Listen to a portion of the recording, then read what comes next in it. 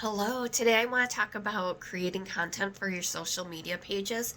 And what I'm going to tell you is only suggestions, something that might help you out in the future to keep you consistent and to keep the ideas flowing in your head so that you do know what to post. And again, just ideas. You don't need to take these as gospel that you have to do these ideas all the time. But hopefully, we can give you some tips to help you out.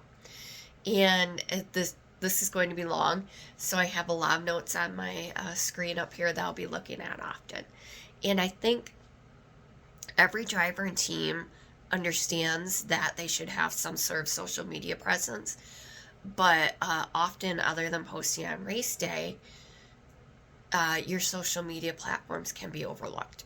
And the reasons why can vary and can include not having time to post, not knowing what to post, just totally forgetting to, or not even wanting to take the time, not understanding why you should be doing it. If you're not posting regularly to social media and strategically, you're missing out on opportunities to connect with or to impress potential sponsors, and then to convince them to partner with you instead of maybe a different driver out there. Uh, if you're running a race team and you need sponsors, and their funding to be able to compete, you're not just a race team, right? You're now a marketing company. You are charging a fee to companies. In return, you are providing a service for them, and that service is marketing their business. So your content serves many purposes. It confirms you are indeed running your team as a business and that you're not just looking for a handout.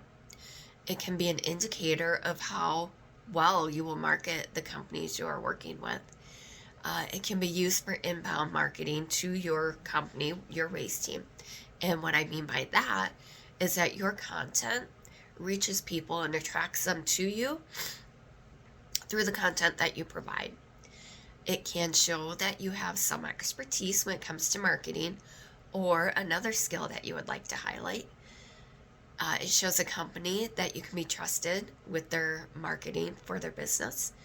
Consistent use of social media will reach more people, and any one of those people could be a potential connection to a new sponsor. If you create your content strategically, you can reach sponsors at different stages of their decision making. And again, what I mean by that is there could be sponsors who have, or companies who have no idea they can sponsor a race car in the area. So it brings awareness to that company. It could be that a potential business doesn't think that it would work for them, but you can provide them proof through your social media content that you've had success with other companies. And that could help cement their decision to go ahead and sponsor a race car. So hopefully I've convinced you to think about using your social media pages more often and with some strategy behind what you post.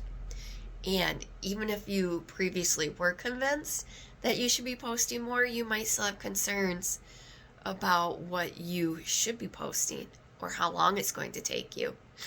And as with everything, a little bit of planning and preparation can help set you up for success. So I'm going to share some things with you that I've learned and how I try to plan out content on a somewhat consistent basis. I still have issues with consistency, even though I know how important it is.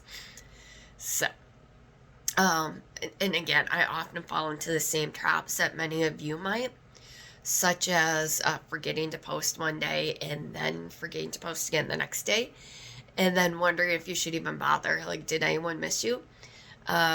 Or does anyone ever care about what you're posting? I also struggle with trying to figure out what to post, wondering why anyone would listen to me. Like, who am I to think that I could teach anyone anything about running a race team? I don't have a race team. My background is public relations and marketing, not racing, but I think all those principles transfer over to racing.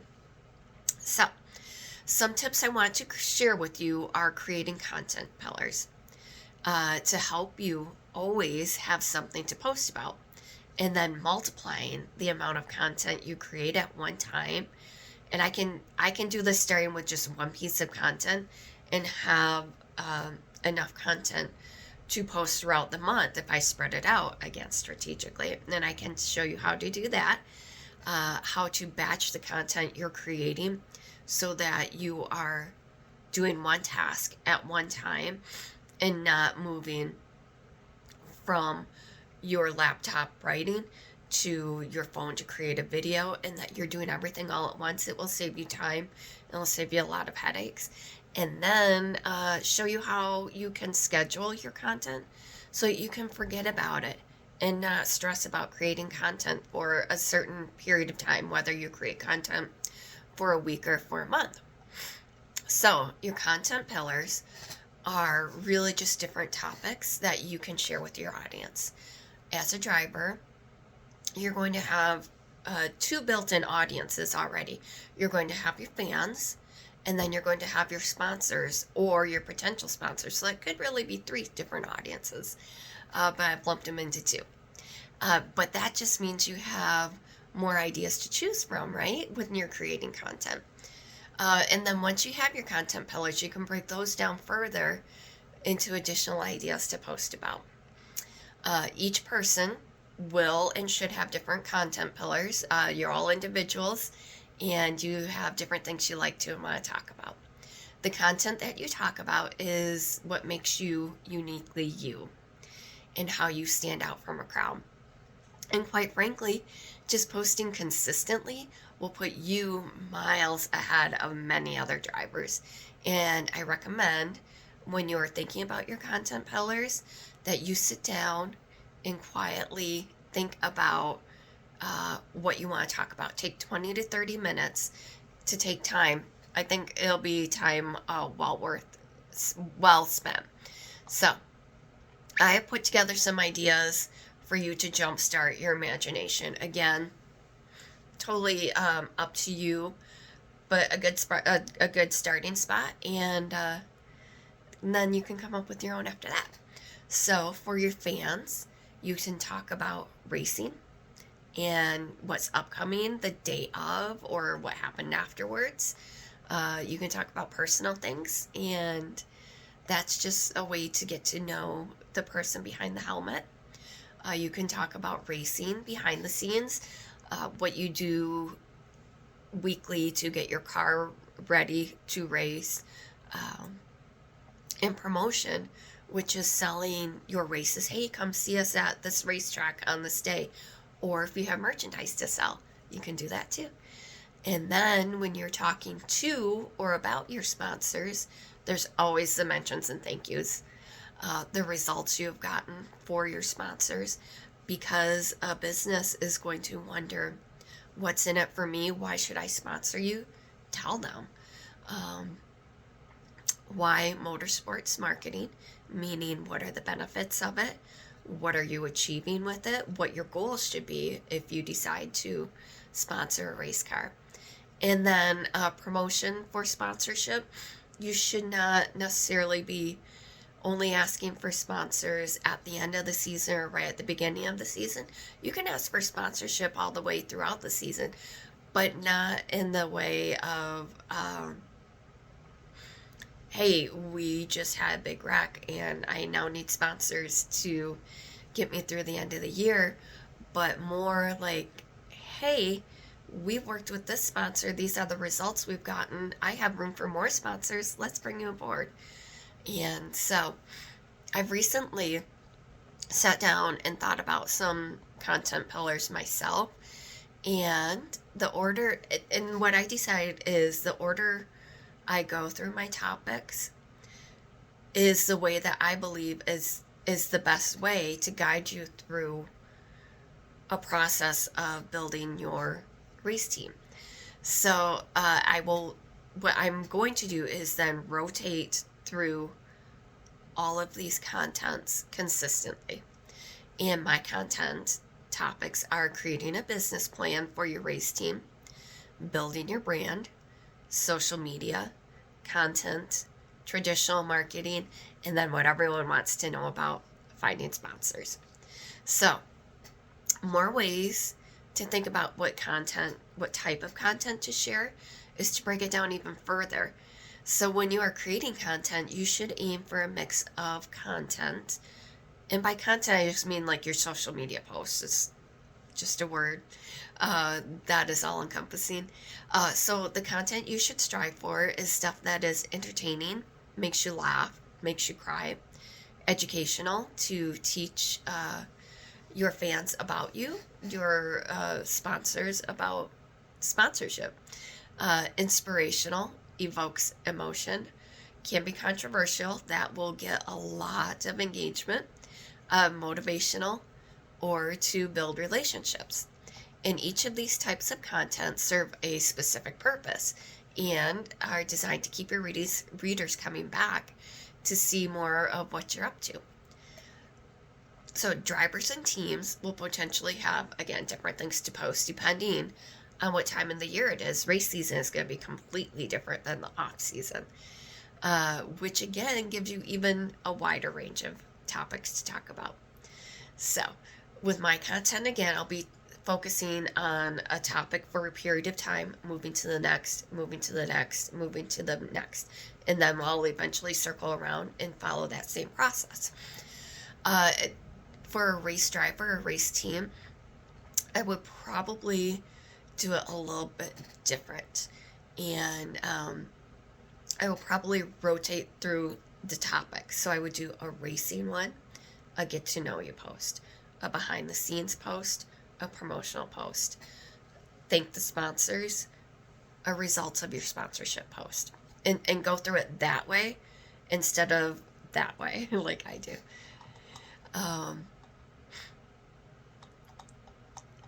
And then if you're wondering how to share the information about small businesses, I did mention that as a good topic to share as just general information for small businesses, marketing, small business, etc. And since you may not be up to date, you may not know information about that subject, a good way to find that information is to set a Google alert for a topic such as small business marketing. I've done that for myself.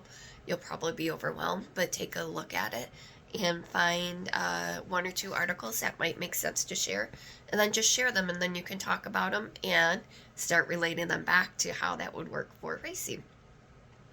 And then don't be afraid to repeat yourself. Everyone does not see what you post. Everyone is not on the same platform. And everyone does not consume information the same way. So someone who might listen to a podcast might not read a long post. Someone might have time and will read a long post. Someone might just like to read a short post. Someone might just like looking at pictures. Some like to see video. So before you start creating your content for your social media posts, think about what form of content you like to produce, where you like to post, and where you like to consume your information. If you don't like to create videos, a platform such as YouTube is not going to be the best place to plan your content around. So here's an example of a posting matrix, the way I plan to use my content, that I'm going to strive for with this post. So this is a very, very long post. And it was a lot of work to do and to put together. I've worked on it for a couple of days already, 2 or 3 days. But it would give me enough content to go at least a month if I choose to do so. But what I'm going to do is have it all out and posted within a week so that you can see everything that I've done that started with first this one blog post that is now a video, and I'll create different pieces of content, and I'll let you see that how I move through all of these posts. I'm kind of used to doing these. I'm not great at some of them, but because of that, it's going to take me probably a lot less time that would take you starting out. But don't be afraid of that. Don't think you need to do as much, and just get started and see what you can do. And again, if you ever have questions about how I've done anything, reach out on any of the social media channels and send us a message. So, I think I've said before, your content should take different forms. Oh, maybe I did. So there's long form and short form content. Long form is something like this blog post and a long video. It could be a video of your race day. Short form is your short social media posts of just a couple of sentences or a photo, or a short 1-minute video for TikTok, YouTube Shorts. So again, I'm starting with this blog post, which is long and a form of long form content. And this is going to count as one piece of content. From here, I have, the way I've put this together, I have different topics. So I can then take each of those topics and create another blog from those. I can use it for LinkedIn newsletters. I can use it for my email. I'm not good at video editing, so what I will do right after this is I will create short videos from this content to use on TikTok, YouTube Shorts, Reels, so that I have all of those together. I will create carousel posts, which are a series of posts that you can flip through on Instagram. Regular social media posts, some stories, some graphics for Instagram, and I've also started posting on Pinterest. I'll use this blog post, the shorter ones probably, broken down into 3, and then I'll do 2 different covers, so that'll be 6 additional pieces of content. And again, your goal is to be consistent, not to be overwhelmed. All of that content that I just said is pretty overwhelming. And again, I have to write it down so I know what to do and I can move through it systematically so I don't forget. And then if you forget to post one day and then forget to post the next day, don't worry about it. Don't give up. Just because you missed a day or a couple days doesn't mean you should stop. So try to avoid that feeling and forgetting to post altogether by planning out your content and then scheduling all of it that you can. And then there are many social media schedulers available to you. Some are free and some you need to pay for. One free and easy way to schedule content is through your Facebook page. If you tie your Facebook racing page together with your Instagram page, you can go to Meta Business Suite, and which is very easy to do if you haven't done yet. It will walk you right through that. And there you can post and schedule all of your content. The only thing I caution about is that occasionally the content, the schedulers forget to post for some reason somehow. So one tip is to make sure you go through and make sure that all of your content has posted. So now that you have some ideas about what you can do, and you've made the decision to make a big impact with your social media, and you want to make it as quickly and efficiently as possible then, right? So a couple additional tips are to schedule time in your day to create that content. Get rid of all the distractions that you can. Turn off the TV, put your phone aside, and my family is a huge distraction, so I try and do it when they're not around, since I can't really get rid of them. Know what you want to create before you sit down to do it. Don't worry about it being perfect, just get it done. And then as you become more familiar with your tools and processes, it will get quicker, I promise. As I said earlier, it's quicker for me to record new videos instead of editing them. So it's something I've learned. I've also kind of gotten past worrying about perfect video. Kind of. I don't like not having a perfect video. and I'm going to say and pause and think about everything. But we're all human. We all do that. We all make mistakes. And what I kind of do is I silently challenge people. Well, then you do it better, which they will. Someone will. I have no doubts there.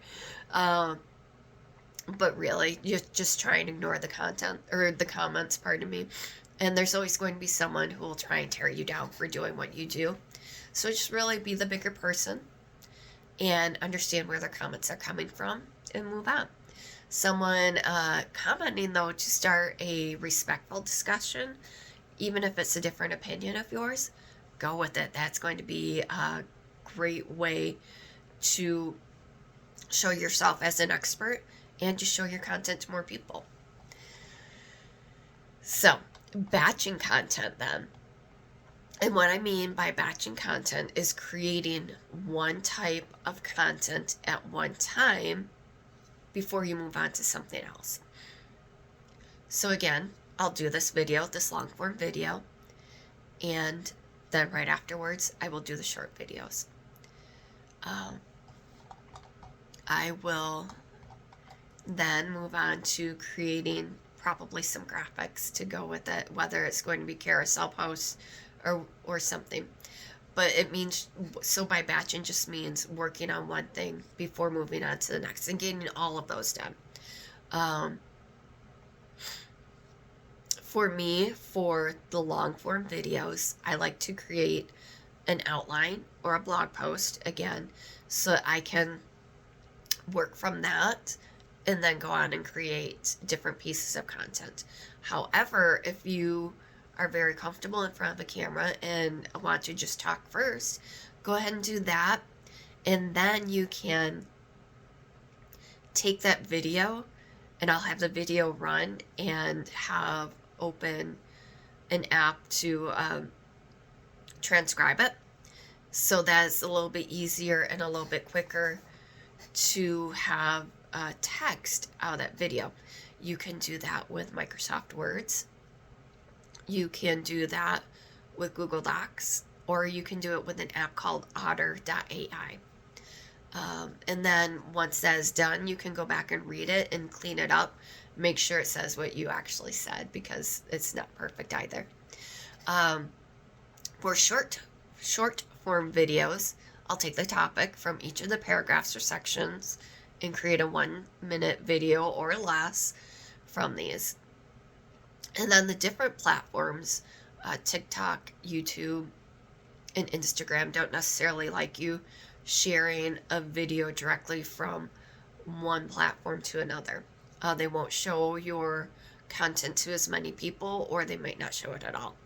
Another thing I have found is that if you create a video in a program to create videos that has the logo, that's going to not be shown to many people either. But what you can do is you can take a TikTok video and download that using a couple different programs. The one that I use is called Snaptic, and that will download your video without the TikTok logo on it. But when I create those videos, I will not use the special effects in the individual platforms. So I won't do some sort of crazy, effect with a filter or something in TikTok and then download that TikTok just to get rid of the logo and upload that to YouTube Shorts. But I will download it with the text for what I'm saying, and put that on YouTube. That seems to work okay. Let's see. What else? So, and then my favorite tool for creating graphics and pictures is Canva. Canva has a free version and a paid version. The free version is more than adequate for what you will probably want to use. A couple features I really like with the paid version is with one click, you can resize your your image that you're creating. So Facebook likes a certain size and ratio. Instagram likes another certain size and ratio. You can take your created content, your created image, click on the resize, and it will resize it. You will probably have to go in and manipulate anything you have in there to make it look better, but it's so much easier than creating everything from the start. The other feature I like in the paid version of Canva is the background remover. I use that often. Another good tool to use for creating images is Adobe Express, which also has a free version and a paid version. I do have that as well, but I still always go back to Canva. It's something I've used for years, and I'm more comfortable with that. So, my final tips are: don't try and do everything in one sitting or even one day. Schedule time across multiple days to get things done. But then make sure you are scheduling your content with enough time so that you have ahead of time enough so that you can plan for the next time frame. So if you're scheduling it in one day for the week, make sure you're working on the next week a day or two before you want to start scheduling for the next week. Once you schedule your content, double check to make sure that it does in fact post. And the final one is that once you schedule your content and it posts, you're not necessarily done there. Remember to go back each day to your social media channels and respond to comments on your posts and comment on other people's posts. That's going to help you grow your pages and reach more people.